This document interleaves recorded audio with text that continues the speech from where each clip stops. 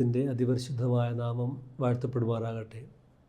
അല്പസമയം കർത്താവിൻ്റെ വചനത്തിൽ നിന്ന് ധ്യാനിക്കുവാൻ നമ്മളെ പൂർണ്ണമായും കർത്താവിൻ്റെ കരങ്ങളിലേക്ക് സമർപ്പിക്കാം. നമ്മുടെ കണ്ണുകളെ അടച്ച് ഒരു മിനിറ്റ് പ്രാർത്ഥിക്കാം. കാരുണ്യവാനായ ദൈവമേ, ഞങ്ങളങ്ങയെ ആരാധിക്കുന്നു, ഞങ്ങളങ്ങയെ സ്തുതിക്കുന്നു, സ്തോത്രം ചെയ്യുന്നു. കർത്താവെ, അങ്ങയുടെ തിരുവചനം ഞങ്ങൾക്ക് പകർന്നു തന്ന് ആവശ്യമായ ദൈവികമായ ദൂതുകൊണ്ട് ഞങ്ങളെ നിറയ്ക്കണമേ. 30, 60, 100 മേനിയായ ഫലം പുറപ്പെടുവിക്കുമെന്നൊക്കെ വേണം അങ്ങയുടെ പരിശുദ്ധാത്മാവിനാൽ ഞങ്ങളെല്ലാം അഭിഷേകം ചെയ്യണമേ എന്ന് പ്രാർത്ഥിക്കുന്നു. ഞങ്ങളെ പൂർണ്ണമായും അങ്ങേക്ക് സമർപ്പിക്കുന്നു. ആയത് പിതാവിൻ്റെയും പുത്രൻ്റെയും പരിശുദ്ധ റൂഹായുടെയും നാമത്തിൽ തന്നെ ആമീൻ. ദൈവത്താൽ അനുഗ്രഹിക്കപ്പെട്ടവരെ, അല്പസമയത്തെ ചിന്തയ്ക്ക് വേണ്ടി തിരഞ്ഞെടുക്കുന്ന വചനഭാഗം ലൂക്കോസിനാൽ എഴുതപ്പെട്ട കർത്താവിൻ്റെ സുവിശേഷം 15-ാം അധ്യായം 1 തൊട്ടുള്ള വചനങ്ങൾ. അവിടെ നാം ഇപ്രകാരം കാണുന്നുണ്ട്: ചുങ്കക്കാരും പാപികളും യേശുതമ്പുരാൻ്റെ വാക്കുകൾ കേൾക്കുവാൻ തക്കവണ്ണം കർത്താവിൻ്റെ അടുക്കിലേക്ക് കടന്നു വരുമ്പോൾ പരീശന്മാരും ശാസ്ത്രിമാരും ഒക്കെ അത് കണ്ടിട്ട് വളരെ പിറുപിറുക്കുന്നു എന്നാണ് തിരുവചനം ഓർമ്മിപ്പിക്കുക. പരീശന്മാരും ശാസ്ത്രിമാരും നീതിജ്ഞരുമൊക്കെ കർത്താവിൻ്റെ അടുക്കൽ പാപികളും ചുങ്കക്കാരും വ്യഭിചാരികളും ഒക്കെ കടന്നു വരുമ്പോൾ അതൊക്കെ കണ്ടിട്ട് അവർക്കൊന്നും ആ ഒരു സത്യത്തെ ഉൾക്കൊള്ളാനായിട്ട്, അല്ലെങ്കിൽ ആ ഒരു കാര്യത്തെ ഉൾക്കൊള്ളാനായിട്ട്, സ്വീകരിക്കാനായിട്ട് അവർക്ക് സാധിക്കുന്നില്ല. അതുകൊണ്ട് പലതരത്തിൽ അവർ തങ്ങളുടെ അമർഷം കർത്താവിനെ അറിയിക്കുന്നു, പിറുപിറുപ്പിലൂടെ അറിയിക്കുന്നുണ്ട്. നമുക്കറിയാം, പിറുപിറുപ്പ് എന്ന് പറയുന്നത് ഒരു കാര്യം കാണുമ്പോൾ അതിനെതിരെ പറയാനുള്ള, അല്ലെങ്കിൽ എതിരെ പ്രവൃത്തിയിലൂടെ കാണിച്ചു കൊടുക്കുകയാണ്. തങ്ങളുടെ അമർഷം മറ്റുള്ളവരെ അറിയിക്കുന്നത് പിറുപിറുപ്പിലൂടെയാണ്.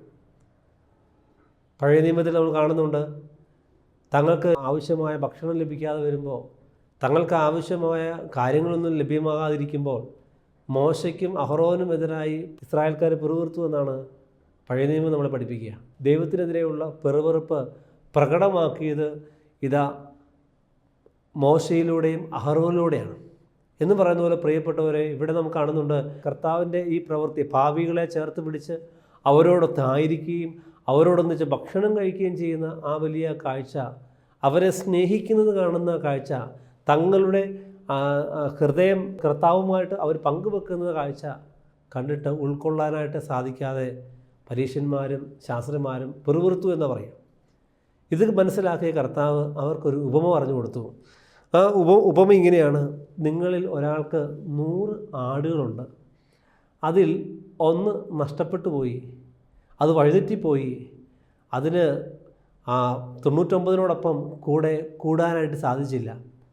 സമയം സന്ധ്യയായി, ഇതാ മടങ്ങി വന്നത് 99 ഉള്ളൂ. ഇടയൻ 99നെ ഒരു സുരക്ഷിത സ്ഥാനത്താക്കി നഷ്ടപ്പെട്ടു പോയതിൻ്റെ പിന്നാലെ പോകും, അതിനെ തേടി കണ്ടെത്തി വരും എന്നാണ് കർത്താവ് പഠിപ്പിക്കുക.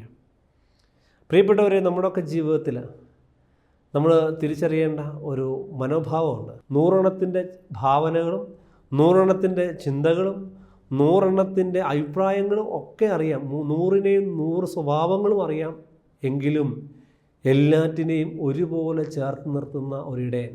നല്ലതാണെന്നോ മോശമാണെന്നോ ഒന്നും ഇടയൻ നോക്കുന്നില്ല, എല്ലാറ്റിനെയും ഒരുപോലെ.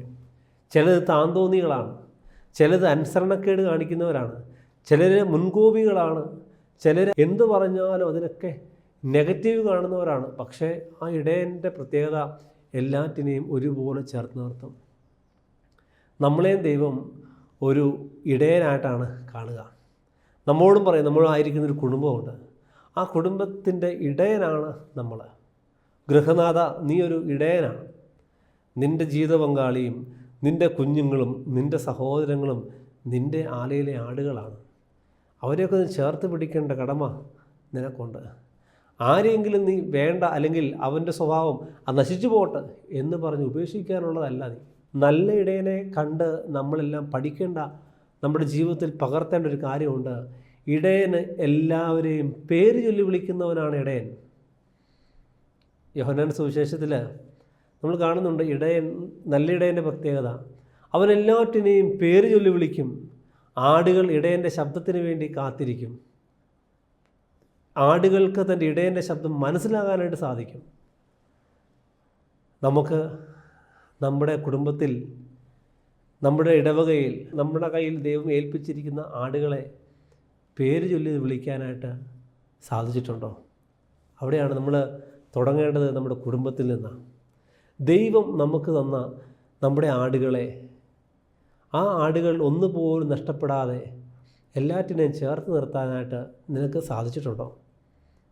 ഒരുപക്ഷെ മക്കൾ അപ്പം പറഞ്ഞ് അനുസരിക്കില്ല, അപ്പം പറഞ്ഞതിന് എതിരെ തർക്കൂത്തരം പറഞ്ഞ് അപ്പൻ്റെ ആഗ്രഹത്തിനെതിരായിട്ട് സഞ്ചരിക്കുന്നവരാകാം. അല്ലെങ്കിൽ ജീവിത പങ്കാളി തൻ്റെ ഭർത്താവിൻ്റെ ആഗ്രഹങ്ങൾക്കൊത്ത് ജീവിക്കാത്തവളാകാം. ഭാര്യയുടെ ആഗ്രഹങ്ങൾക്കൊത്ത് ഭർത്താവിന് ജീവിക്കാനോ സ്നേഹിക്കാനോ പറ്റിയിട്ടുണ്ടാവില്ല. അങ്ങനെ ഒത്തിരിയേറെ പ്രശ്നങ്ങളൊക്കെ ആയിട്ട് നമ്മൾ നിൽക്കുമ്പോൾ നമ്മൾ ആരെയും തള്ളിക്കളയേണ്ടെന്നാണ് കർത്താവ് പറയുക. നമ്മൾ തിരിച്ചറിയേണ്ട ഒരു കാര്യം, എന്നെ ഏൽപ്പിച്ച ആടുകളുടെ ഉത്തരവാദിത്വം ഞാൻ ഒരു ഇടയൻ എന്ന നിലയിൽ എനിക്കുണ്ട്. നമ്മളെ ഒരു കുടുംബം ഏൽപ്പിച്ചാൽ ആ കുടുംബത്തിൽ എത്ര പേരെ ദൈവം നമുക്ക് തന്നോ അതിലൊന്നുപോലും നഷ്ടപ്പെടുത്താതെ എല്ലാവരും ചേർത്ത് നിർത്താനായിട്ട് നമുക്ക് പറ്റണം. അതാണ് കർത്താവ് ആഗ്രഹിക്കുക. എനിക്ക് നൽകപ്പെട്ട ഒരാട് പോലും നഷ്ടപ്പെട്ടു പോകാതെ, നഷ്ടപ്പെടാൻ സാധ്യതയുള്ളതിനെയും ചേർത്ത് പിടിച്ച് എല്ലാറ്റിനെയും കൂടെ തിരികെ ദൈവസന്നിധിയിൽ ഏൽപ്പിക്കുവാൻ നമുക്ക് സാധിക്കണം. 99 ആടിൻ്റെ പ്രത്യേകത, മാനസാന്തരം ആവശ്യപ്പെടാത്ത 99നെയും ഒരു സുരക്ഷിത വലയത്തിലാക്കിയിട്ട് ഇടയൻ ഇതാ നഷ്ടപ്പെട്ടതിൻ്റെ പിന്നാലെ ഓടി. എൻ്റെ പ്രിയപ്പെട്ടവരെ, നമ്മുടെയൊക്കെ ജീവിതത്തിൽ നമ്മൾ കാണാറില്ലേ, ചില ആളുകൾ മദ്യപാനത്തിനും മയക്കുമരുന്നിനും ഒക്കെ അടിമപ്പെട്ട്, അല്ലെങ്കിൽ വീട്ടിൽ കുടുംബത്തിൽ നിന്നൊക്കെ അകന്നു മാറി, അല്ലെങ്കിൽ മറ്റുള്ളവരാൽ പേരുദോഷമൊക്കെ കേൾപ്പിച്ച് നടക്കുമ്പോൾ നമുക്ക് അറിഞ്ഞോ അറിയാതെയോ അവൻ്റെ സ്വന്തക്കാരനാണ് എന്ന് പറയാൻ നമ്മൾ പലപ്പോഴും ഒന്ന് മടിക്കും. എന്നാൽ നേരെ മറിച്ച് ഏറ്റവും പ്രശസ്തിയും പത്രാസുമുള്ള ഒരാൾ നമ്മുടെ കുടുംബത്തിലുണ്ടെങ്കിൽ, നല്ല പേരുണ്ട്, സമൂഹത്തിൽ നല്ല അഭിപ്രായമുണ്ട്, എങ്കിലും നമ്മൾ പറയും, ഇന്നയാളുടെ കുടുംബത്തിൽപ്പെട്ടതാണ്, ഇന്നയാളുടെ നാട്ടിൽപ്പെട്ടതാണ്, ഇന്നയാളുടെ നല്ല ബന്ധമുള്ള ഒരാളാണ് ഞാൻ. എന്നാൽ ഒരു കുപ്രസിദ്ധനായ ഒരു മനുഷ്യനാണ് നമ്മുടെ കുടുംബത്തിലുണ്ടെങ്കിൽ ആ വ്യക്തിയെക്കുറിച്ച് നമ്മൾ പറയാൻ പോലും നമ്മൾ ആഗ്രഹിക്കില്ല.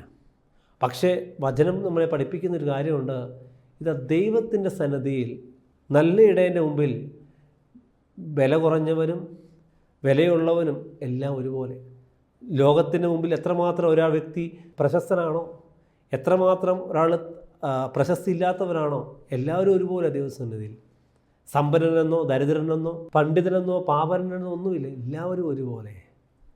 നമ്മൾ തിരിച്ചറിയേണ്ട ഒരു കാര്യം, എല്ലാ ആത്മാക്കളും ദൈവസന്നിധിയിൽ ഒരുപോലെയാണ്.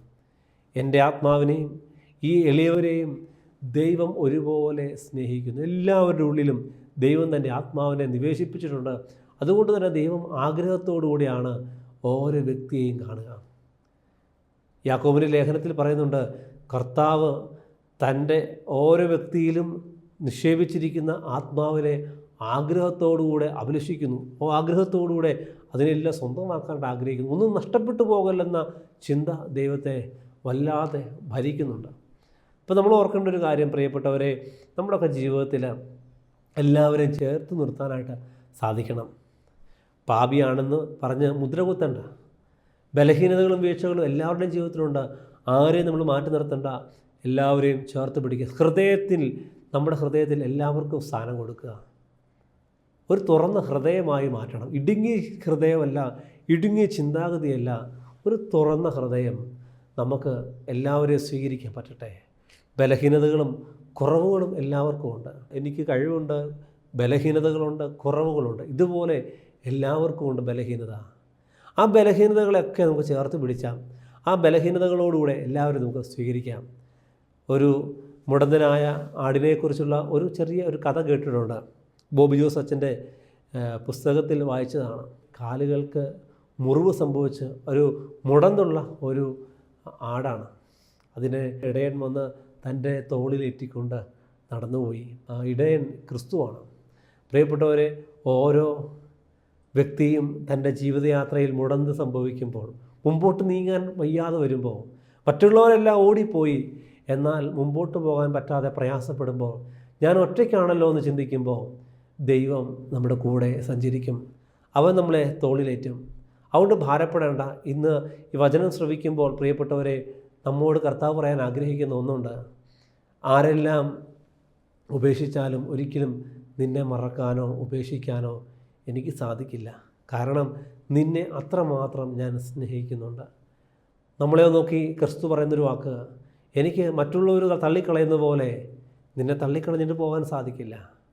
ആരെല്ലാം നിന്നെ ഉപേക്ഷിച്ചാലും, നിനക്ക് യാതൊരു കഴിവില്ലെന്ന് പറഞ്ഞാലും, നിന്നെക്കൊണ്ടൊരു ഗുണമില്ലെന്ന് പറഞ്ഞാലും, നീ ഒരു ഭാരമാണെന്ന് പറഞ്ഞാലും, ക്രിസ്തു നമ്മളെ നോക്കി പറയുന്നുണ്ട്, നീ എനിക്കൊരു ഭാരമല്ല, നീ എനിക്കൊരു പ്രയാസമല്ല, നീ എനിക്ക് വിലപ്പെട്ടതാണ്, നീ എനിക്കൊരു സമ്മാനമാണ്, നീ എൻ്റെ സ്വന്തമാണ്. പ്രിയപ്പെട്ടവരെ, കർത്താവ് നമ്മളെ എടുത്ത് തൻ്റെ മാറോട് ചേർത്തണയ്ക്കുകയും തൻ്റെ കരങ്ങളിൽ വഹിക്കുകയും ചെയ്യും. ഒരു കൊച്ചു കുഞ്ഞിനെ അപ്പൻ എപ്രകാരം ചേർത്ത് വാരിയെടുത്ത് അവനെ പുണർന്ന് ഉമ്മ വെക്കുന്നുവോ, അതുപോലെ ദൈവം നമ്മളെ ചേർത്ത് പിടിച്ച് തൻ്റെ കരങ്ങളിൽ വാരിയെടുക്കും. എന്തിനാണെന്നറിയാവോ? നമ്മളത്രമാത്രം ദൈവത്തിന് പ്രിയപ്പെട്ടതായതുകൊണ്ട്. അതുകൊണ്ട് പ്രിയപ്പെട്ടവരെ, നമ്മുടെയൊക്കെ ജീവിതം കർത്താവിൻ്റെ കരങ്ങളിലേക്ക് വിട്ടുകൊടുക്കാം. നമ്മളൊരു ഇടയൻ എന്ന നിലയിൽ നമ്മളെ ഏൽപ്പിച്ചൊരു കുടുംബം, നമ്മളെ ഏൽപ്പിച്ചൊരു സമൂഹം, ഏൽപ്പിച്ച സ്ഥാപനം, അവിടെ നാനാജാതി മതസ്ഥരുണ്ട്, അവിടെ അനേകം ആളുകളുണ്ട്, അനേകം സ്വഭാവങ്ങളുള്ള വ്യക്തികളുണ്ട്. എല്ലാവരെയും ഒരുപോലെ കാണാൻ പറ്റണം, എല്ലാവരിലും ക്രിസ്തുവിനെ കാണാൻ പറ്റണം. ഈ എളിയ ഒരുവനിൽ ചെയ്തു കൊടുക്കുന്നത് എനിക്കാണ് ചെയ്തതെന്ന് കർത്താവ് പറയുമ്പോൾ, പ്രിയപ്പെട്ടവരെ, നമ്മൾ തിരിച്ചറിയേണ്ട ഒരു കാര്യം, നമ്മുടെ മുമ്പിൽ നിൽക്കുന്ന ഒന്നും തിരിച്ചു തരാൻ പ്രാപ്തിയില്ലാത്തവനിൽ പോലും ക്രിസ്തുവിനെ കണ്ടുകൊണ്ട് വേണം നമ്മൾ അവർക്കൊരു നേരത്തെ ആഹാരം കൊടുക്കാൻ. തിരിച്ചു കിട്ടുമെന്ന് പ്രതീക്ഷിച്ചുകൊണ്ടല്ല, തിരിച്ചു കിട്ടത്തില്ല എന്നറിഞ്ഞുകൊണ്ട് തന്നെ ഹൃദയ നിറവിൽ നിന്ന്, ഇത് എൻ്റെ കർത്താവ് ഞാൻ കൊടുക്കുന്ന സമ്മാനമാണ്, കർത്താവിന് കൊടുക്കുന്ന ആഹാരമാണ്. പ്രിയപ്പെട്ടവരെ, നമ്മൾ ആവോളം പണി ചെയ്യിപ്പിക്കാനല്ല, ആവോളം സ്നേഹിക്കാൻ പറ്റണം. ഓരോ വ്യക്തിയെയും ഹൃദയം തുറന്ന് സ്നേഹിക്കണം. ക്രിസ്തുവിനെ സ്നേഹിക്കുന്നത് പോലെ നമുക്ക് സ്നേഹിക്കാൻ പറ്റണം. നമ്മളൊരു സ്നേഹമായി മാറണം. ക്രിസ്തുവിൻ്റെ അടുക്ക വന്നവരെല്ലാം ക്രിസ്തു സ്നേഹിച്ചു, എല്ലാവരെയും ഹൃദയം തുറന്ന് സ്നേഹിച്ചു. കർത്താവ് പറയുന്നുണ്ട്, 99നെയും ഒരു സുരക്ഷിത സ്ഥാനത്താക്കി. അത് ബാക്കി പറയുന്നുണ്ട്, ഇതാ നഷ്ടപ്പെട്ടതിനെ കണ്ടെത്തുമ്പോൾ സ്വർഗത്തിൽ വലിയ ഒരു സന്തോഷം ഉണ്ടാകുമെന്ന് പറയുന്നുണ്ട്. സ്വർഗത്തിൽ മാനസാന്തരപ്പെടുന്ന പാപിയെക്കുറിച്ച് സ്വർഗത്തിൽ ദൂതന്മാരുടെ ഇടയിൽ വലിയൊരു സന്തോഷമുണ്ടാകും. എന്നാൽ നേരെ മറിച്ച് നമ്മൾ ചിന്തിക്കേണ്ട ഒരു ഭാഗമുണ്ട്. വചനങ്ങളൊക്കെ കേട്ടു, ദൈവസ്നേഹം അറിഞ്ഞു, എന്നാലും മാനസാന്തരപ്പെടാൻ സമ്മതിക്കാതെ പാപത്തിൽ നിൽക്കുന്ന ഒരു വ്യക്തിയുണ്ടെങ്കിൽ അവൻ പാപജീവിതത്തിലേക്ക് തന്നെ വീണ്ടും വീണ്ടും പൊയ്ക്കൊണ്ടിരിക്കുക. ഒരു സത്യ അനുതാപം അവൻ്റെ ജീവിതത്തിൽ സംഭവിക്കുന്നില്ലെങ്കിൽ അവനെ ഓർത്ത് പാതാളം സന്തോഷിക്കും, സ്വർഗം നിലവിളിക്കും. കാരണം ഒരു വ്യക്തി മാനസാന്തരപ്പെട്ടാൽ അവൻ സ്വർഗത്തിൻ്റെ സ്വന്തം സമ്പത്താണ്. ഒരു വ്യക്തി തൻ്റെ പാപജീവിതത്തെ ഓർത്ത് പശ്ചാത്തപിച്ച് മടങ്ങി വന്നാൽ അവൻ സ്വർഗരാജ്യത്തിൻ്റെ സമ്പത്താണ്.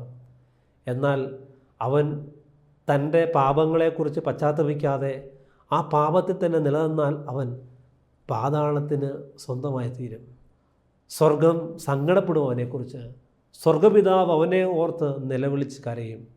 പ്രിയപ്പെട്ടവരെ, നമുക്ക് സ്വർഗപിതാവിൻ്റെ സങ്കടത്തെ പരിഹരിക്കാൻ, ആ സങ്കടം മാറ്റാൻ ഒറ്റ കാര്യമേ ഉള്ളൂ, ഈ ഭൂമിയിൽ ക്രിസ്തുവിൻ്റെ സ്നേഹം എല്ലാവരിലേക്കും എത്തിക്കുക എന്ന വലിയ ദൗത്യമാണ് നമ്മൾ എടുക്കേണ്ടത്. ക്രിസ്തുവിന് വേണ്ടി നമുക്ക് ആ സ്നേഹം, ക്രിസ്തുവിന് സ്നേഹം എല്ലാവരിലേക്കും പകർന്നു കൊടുക്കാനായിട്ട് നമുക്ക് പറ്റണം. എങ്ങനെയാണ് നമുക്ക് ക്രിസ്തുവിൻ്റെ സ്നേഹം പകർന്നു കൊടുക്കാനായിട്ട് പറ്റുക? എല്ലാവരെയും ക്രിസ്തുവിനെ പോലെ സ്നേഹിക്കാനായിട്ട് പറ്റണം. ഈ ഒരു ക്രിസ്മസ് കാലയളവ് പെട്ടെന്ന് ഓർമ്മ വരുന്ന ഒരു കഥയുണ്ട്. ഒരു കൊച്ചു ബാലൻ അവൻ്റെ രോഗിയായ അമ്മയുടെ അടുക്കൽ ചെന്നിട്ട് പറഞ്ഞു, അമ്മേ, ക്രിസ്മസ് കാലമൊക്കെ ആയി, എനിക്കൊരു കേക്ക് വേണം. വിധവയായ ഒരു അമ്മ വീട്ടുജോലിയൊക്കെ ചെയ്ത് ആണ് ഈ കുഞ്ഞിനെയും വളർത്തുന്നത്. എന്നാൽ രോഗാവസ്ഥയിലിരിക്കുന്ന ഈ അമ്മയ്ക്ക് ജോലിക്ക് പോകാൻ സാധിക്കുന്നില്ല.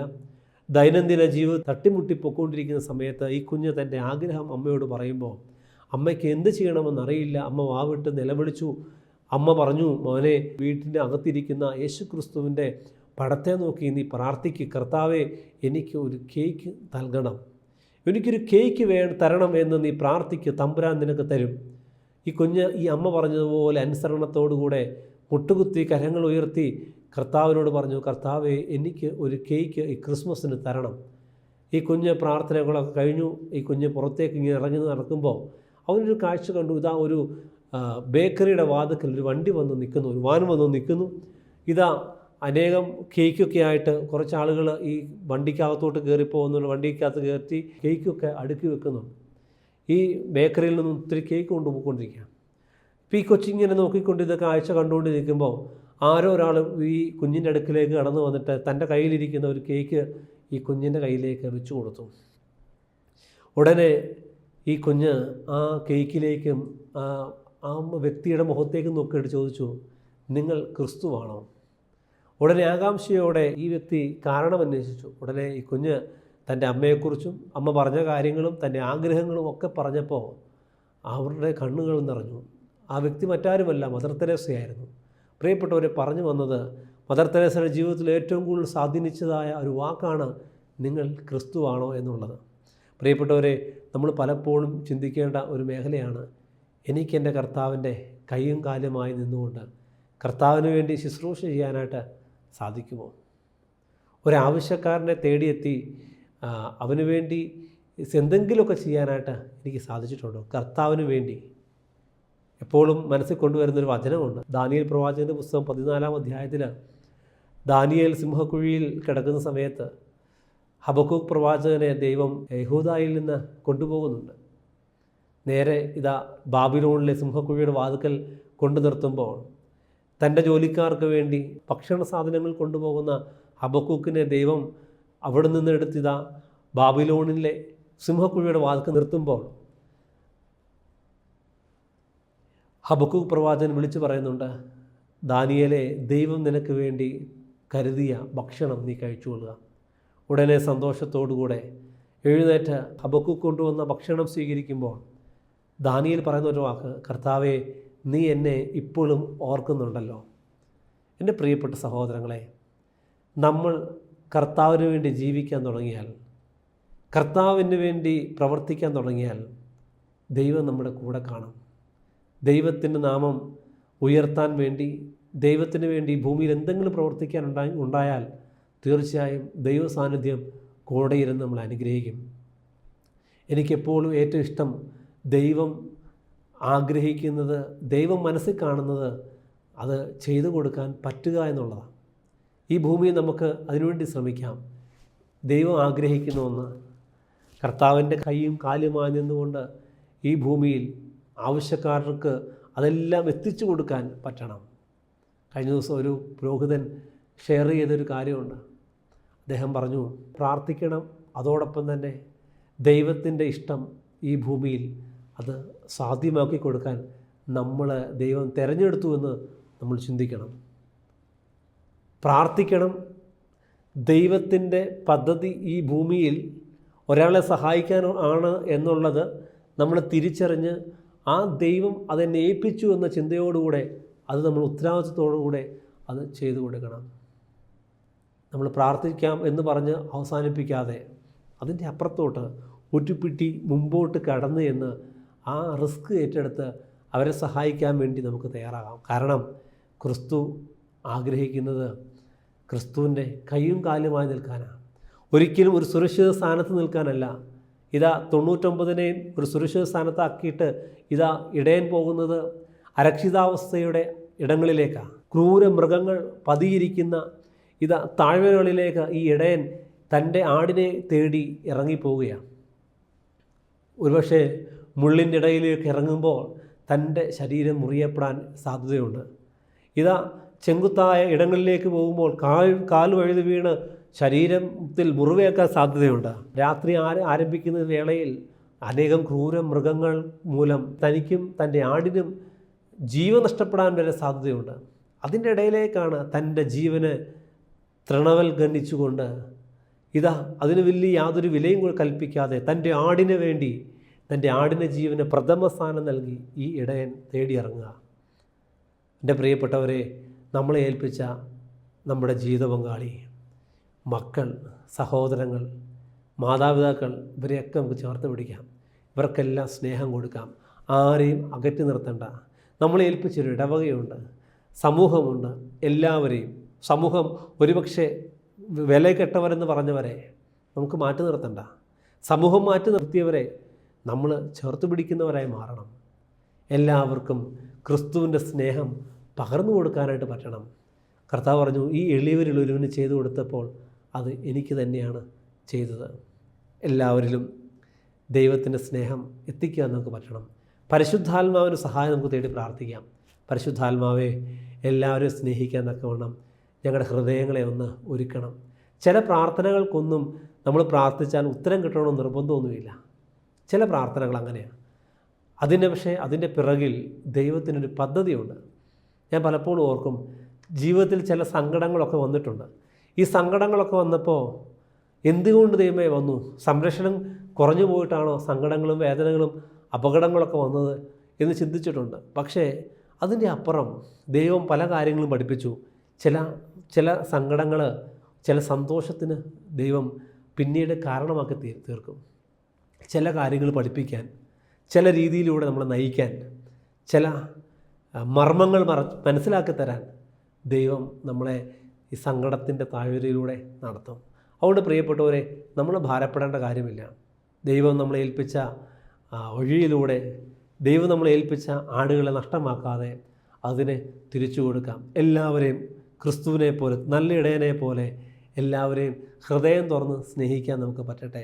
മാനസാന്തരപ്പെടുന്ന പാപിയെക്കുറിച്ച് സ്വർഗത്തിൽ സന്തോഷിക്കുമ്പോൾ ആ ഒരു സന്തോഷം നമുക്ക് അനുഭവിക്കാം. നമ്മുടെ ചുറ്റുപാടിൽ പാപത്തിൽ വീണുപോയ എല്ലാവരെയും നമുക്ക് ചേർത്ത് പിടിക്കാം. എല്ലാവർക്കും വേണ്ടി നമുക്കൊന്ന് പ്രാർത്ഥിക്കാം.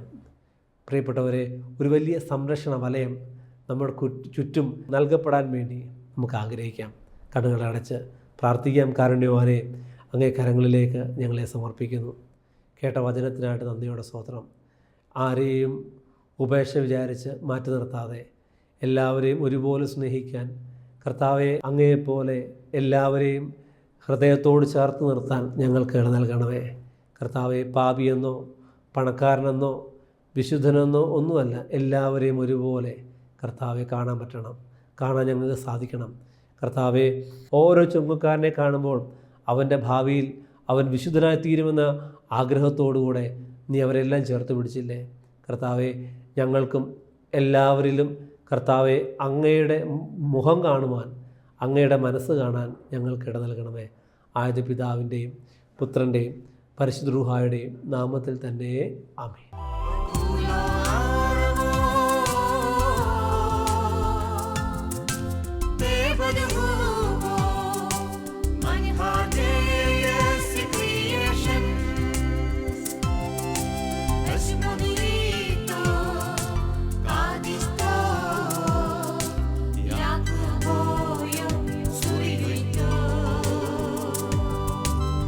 Everybody